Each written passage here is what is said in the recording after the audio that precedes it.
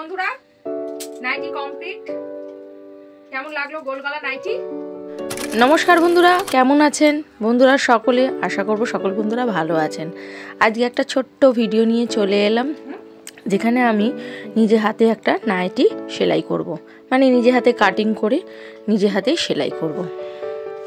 প্রথমে বলুন তো বন্ধুরা, নাইটির ছিটটা কীরকম হয়েছে, ডিজাইনটা কীরকম, ভালো না? আসলে এরকম ছিট আমি অনেকগুলোই নিয়ে এসেছিলাম, মানে নানা রকম ডিজাইনের 5খানা বান্ডিল, এরকম মানে এক একটা বান্ডিলে 12টা করে থাকে। তো ভেবেছিলাম একটু নিজে হাতে নাইটি করে বিজনেস করব। তো কি করব বন্ধুরা, আমার বরের দ্বারা বিজনেস করা হবে না, মানে ওর কোনো আগ্রহই নেই যে বিজনেস করবে একটুখানি। তো ভেবেছিলাম নাইটি কাটিং করে যদি একটু সেল করতে পারে দোকানে দোকানে, কিন্তু আমার কপালটাই খারাপ। তো অনেক চেষ্টাই করি বন্ধুরা নানান রকমভাবে এগিয়ে যাওয়ার, কিন্তু কপাল সাথ দেয় না। কি করব, অনেক কষ্টে অনেক দিন ধরে ইউটিউবের দেখে দেখে এই নাইটি কাটিংটা আমি শিখে ফেললাম, কাটিং সেলাই সমস্তটাই শিখে ফেললাম। তো সেলাইয়ের অভিজ্ঞতা তো একটু থাকতেই হবে, কারণ না থাকলে কোনোটাই এরকমভাবে দেখে করা যাবে না। তো কিছুটা সেলাই আমি জানি, আর যেটা জানি না সেটা শিখে নিতে বেশিক্ষণ সময় লাগে না। সমস্তটা একটু মনোযোগের ব্যাপার, শুধু নাইটি নয়, নানান রকমের সেলাই আমি শিখেছি। এছাড়াও নানান রকমের জিনিস আমি ট্রাই করি ফোনে দেখে, কিন্তু ভাবি যে কিছু করব, কিন্তু কিছুই হয় না।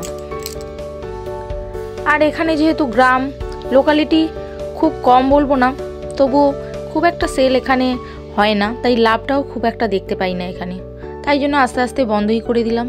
তারই মধ্যে কয়েকটা ছিট রয়ে গেছে, তাই ভাবলাম আমারও নাইটিটা দরকার, তো নিজের জন্যই বানিয়ে নিই, আর কি করা যাবে।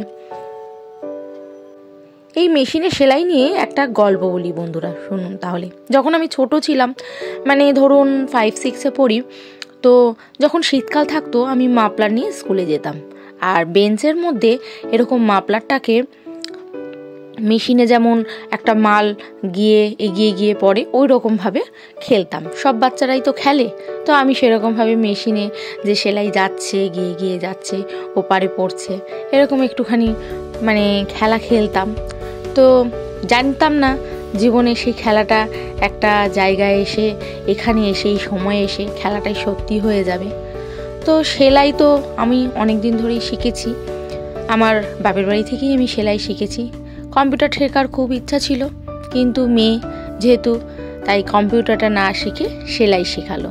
যদিও এখনকার দিনে মেয়েরা কোনো অংশে পিছিয়ে নেই, তবুও যাক গিয়ে সেলাইটাই মন দিয়ে শিখলাম। তবে সেভাবে বিজনেস করা হয়ে উঠলো না। হ্যাঁ, যদি কেউ সেলাইয়ের অর্ডার দেয় সেই ক্ষেত্রে আমি করি, ব্লাউজ, নাইটি, যে কোনো চুড়িদার, এরকম ঘরোয়াভাবে আমি করে থাকি।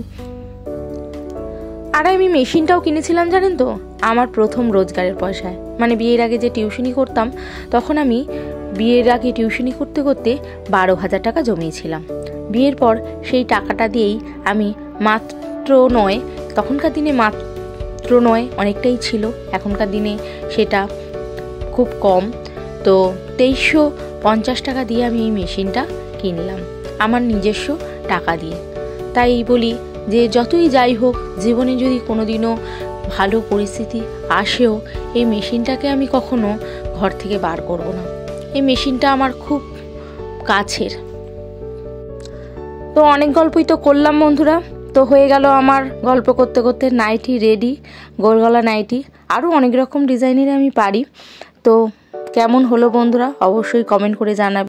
আর আমার ব্লগ ভিডিওগুলো যদি ভালো লেগে থাকে, তাহলে পাশে থাকার জন্য চ্যানেলটি সাবস্ক্রাইব করে রাখার অনুরোধ রইল। আজকে টাটা।